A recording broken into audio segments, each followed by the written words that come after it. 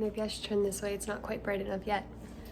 It is Tuesday, February 6th, and I'm making my first loaf of bread. So this one is a little bit of a cheater loaf.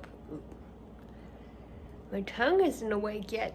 This bread is a little bit of a cheater loaf because it does still call for active dry yeast, and I'm okay with that because I found a gluten-free yeast that I'm willing to try. I'm still a little bit nervous about it just because my body is weird, but currently it's in its bulk ferment, so I'm gonna let that rise for 2 hours, and then we're gonna come back to it and get it ready to put in the oven.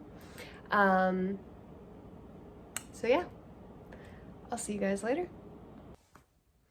Okay, so while that is rising, I've decided we're gonna go to the library. So let's go.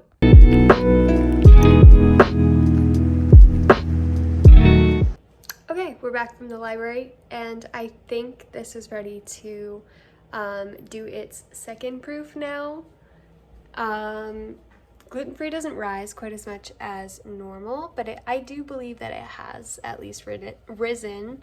So I'm going to put this in the loaf pan, and then it will rise for 30 more minutes before it gets baked.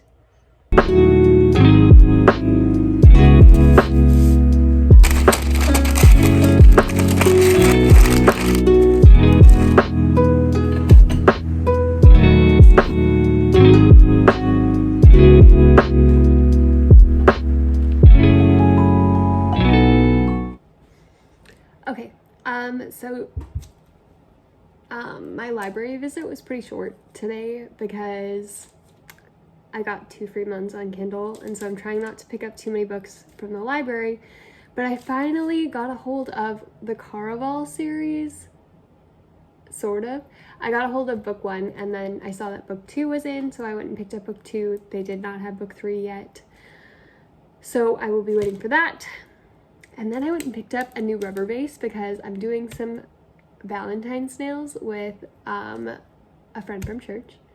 And so I will show you my nails like when we do them later. But I'm gonna go relax, and I'll show you my loaf when it's done baking.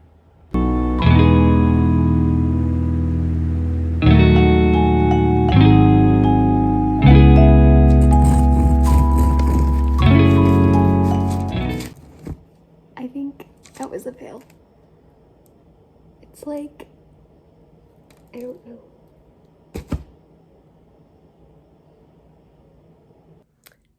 If you saw the last clip, I was trying to decide whether or not my bread was a fail. Flavor-wise, it tastes amazing. So after that clip, I ended up putting it back in for like another 15 minutes and then let it just rest for a while before trying to cut off a piece. Like I said, flavor-wise, delicious. But I definitely think I'm gonna have to experiment a little bit with a couple different recipes. This one again was not a gluten-free specific recipe. It was one that I just made gluten-free. And so, yeah, when I cut into it, it just kind of disintegrated. So, and it looked very like underdone, like very dense and stuff. So I'm gonna have to do a little bit of experimenting, but hey, it was the first loaf I've like ever made, so props to me.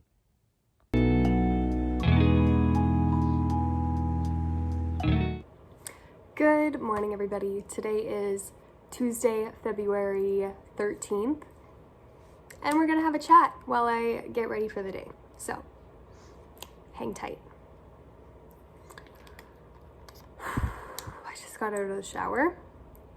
My heart rate is like in between like 160, 185. So I've been taking 2 different medications for my POTS recently. I think I explained that in the last video. Because we're trying to get my POTS to a more manageable place. And although this medication does help me feel a little bit better, I don't know if it's doing quite enough. Like, I have noticed that it's like lowered my heart rate at rest. Like, now my resting heart rate is like 65, 67, whereas before it was more like 78. And then I think I have moments where it has really helped my heart rate regulate a little bit better, but I also still have a lot of moments where my heart rate goes to like 160, 180 from something simple like a shower. And so I'm not quite sure what I think about that quite yet. But what I was coming on here to share is, I guess, some like health updates. I recently had a CT enterography and it went very well. The techs were very kind to me. They didn't like force me to take in more of the like go lightly than I needed. And they were very encouraging throughout like the whole process, which was really, really nice. One thing that I did notice, and you should let me know if you've ever had a CT and you have POTS, did you almost pass out when they push the contrast? Because what it does is it like dilates your blood vessels really quickly. That's why you feel like a rush of heat like in your like chest and like your groin area, is what they said. And they pushed it like really fast, and I actually almost lost consciousness. Like, I had to fight to stay awake and coherent, and then I was very dizzy for like 5-10 minutes afterwards. So I feel like that's not normal, but maybe if you have POTS, it's more of a normal thing that happens. And at that point, I also hadn't taken my meds for the day, so it could be that my heart rate didn't have help regulating, and so I just had a weird reaction. But I am going for an MRI, which I have been waiting for almost a year at this point. The MRI is for my hips to see if there's any like labrum, whatever that tendon is, those tears. Because I used to be a dancer and my hips have been giving me a lot of grief. And so I've been waiting for an MRI for those. And so I'll be going for that in a couple of weeks. And then I finally managed to get an appointment with a new gynecologist. I wasn't originally looking for a new gynecologist, but this is the top gynecologist in my province, and I feel like maybe my gynecologist doesn't feel the most comfortable with my case because of my Ehlers-Danlos syndrome, and so she wanted me to be referred to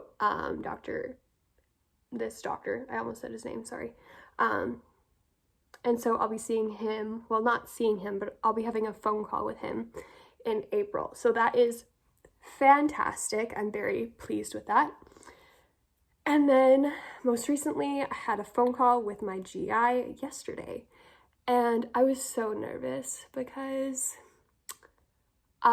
like the last couple tests that we've done have all like come back normal, and I've really been struggling with like eating food, and from like my last couple of like appointments, like my doctors were just like not really like, I don't know if they just weren't fully understanding my situation, or if they didn't believe me, or if they just thought like maybe something on the doctor's side made them think that what I was requesting was unnecessary. But my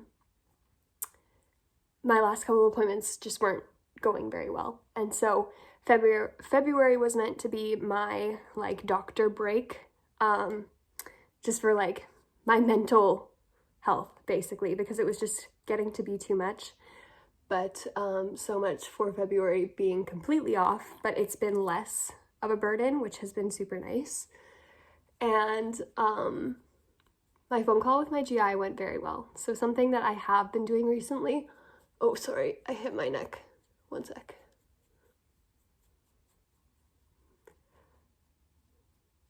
Something that I have been doing recently is being more transparent, like on my social media with this whole process. Not because I'm looking for attention or like for pity or anything, but because I honestly just need prayer to make it through these appointments, because the appointments themselves just make me very nervous and anxious because I'm scared of not being heard or understood and just not getting anywhere. And so I've just been asking friends and family on my Instagram for prayer and letting them know when I have appointments or tests, just so that it provides me with more peace. Like, I've noticed a huge difference with asking friends and family to pray over my tests and everything, because it gives me a lot more peace. And I have even noticed that sometimes the whole situation just pans out a lot differently than I think it would have without people like praying over my situation. Not that I have to say, there are times that people have prayed for my like medical tests and they still haven't gone well. That's just the nature of it. And sometimes in my brain I'll be like, oh well, I should have prayed more, maybe it would have been different. But that's not always the case. But the biggest thing is that I'm giving my situation over to the Lord to do his work and to intervene on my behalf, because it is really out of my hands. I have to go wet this sponge.